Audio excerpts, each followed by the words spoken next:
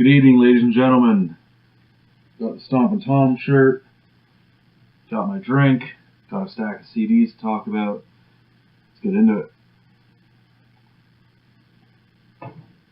So this is update number 4, I guess we're at now. This is going to be a quick one, just covering a handful of CDs that I got on a discogs order. I was on discogs, found a CD that I've been looking for years, so when I purchased it, I figured I'll just purchase a bunch of other CDs from the same seller, and got a whole bunch of interesting things. So let's do it. First up, Xasthur, A Gate Through Bloodstained Mirrors. This was released, I forget when it was released. This is a re-release though from 2008. There was 2 versions released in 2008. This is on Hydra Head.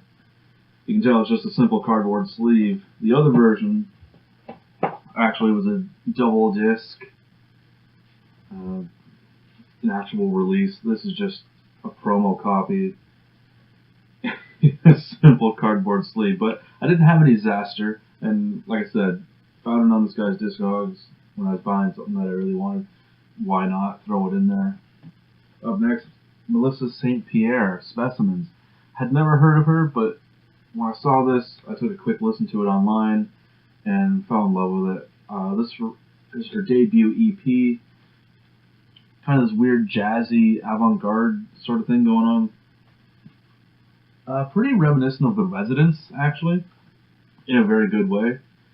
But the back here actually has a little spiel about it, which suits it perfectly. I'll just read it if you don't mind.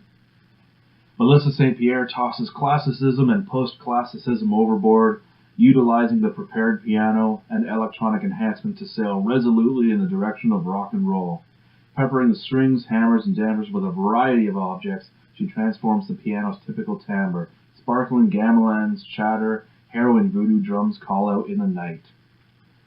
That's a pretty accurate description. It's a fun listen, 8 tracks, all very short. St Pierre, Specimens. If you're into the kind of weirder music, like I said, Residents-esque, absolutely go for this. The Known Unsoldier, Sick of Waging War, Sage Francis. This is one of his mixtapes in the Sick of series. Perhaps his most famous mixtape, truthfully, as it has Makeshift Patriot on it, which turned out to be a pretty big song for him. This is absolutely his most politically charged work I think he's ever done. And it's pretty good. It's got some interesting moments on here, got some interesting features on here as well. Some good songs and some good freestyles and some radio appearances. It's an interesting collection of tracks. The Known Unsoldier. Up next, Old Dirty Bastard with his second album, which has no title. There is no title to this record. It is untitled as far as we know. This is cheap, couple bucks. Anything Wu-Tang I'm gonna pick up if I have the opportunity, and it's a good price. It's a decent record, not great. ODB had his moments. Not many of them appear on this record, although I have to admit, until I re-listened to this thing, I totally forgot how much I enjoyed Got Your Money and how much I missed that song. Hey, dirty, baby, I got your money, don't you worry. I said, hey. I sincerely missed that song. Next one, Captain Beefheart and the Magic Band, Dock at the Radar Station. This is getting into late era Captain Beefheart. He was okay, then he got really good, then he got mediocre and kind of bad, then he got really good again near the end, and this is when he's starting to get good again. It's everything you want in a Captain Beefheart record. The weird, strange poetry, the manic delivery in his vocals, and the songs that are just a clash of time signatures and key signatures, and just it sounds like 3 tracks happening at once with the good old Captain just leading the way. Dock at the Radar Station, one of his more highly celebrated albums, and for good reason. It has the strangeness of like a Trout Mask replica, but is sort of reined in a little bit, much like Lick My Decals Off Baby. They're both strange, but they're not too far out there.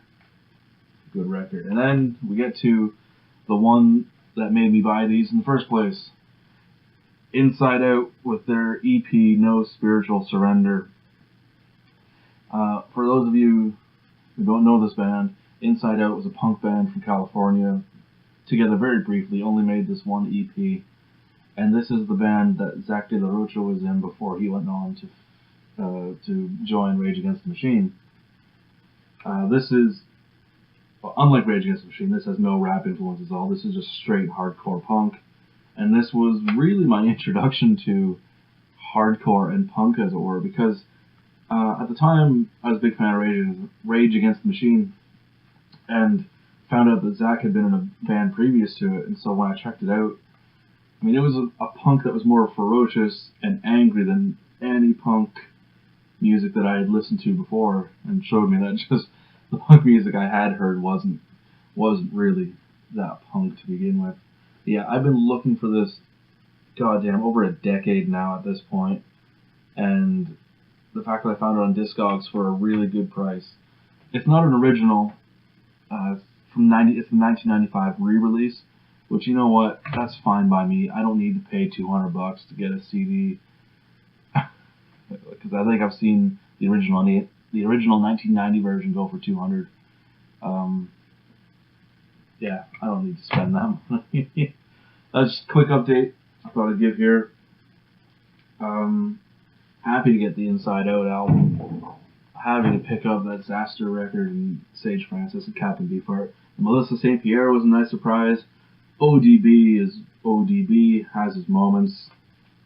Anything in there that particularly catches your interest? Want to leave any comments down below? Feel free to do so. And that is just about it. This has been Strange Radio's Stranger. Adios.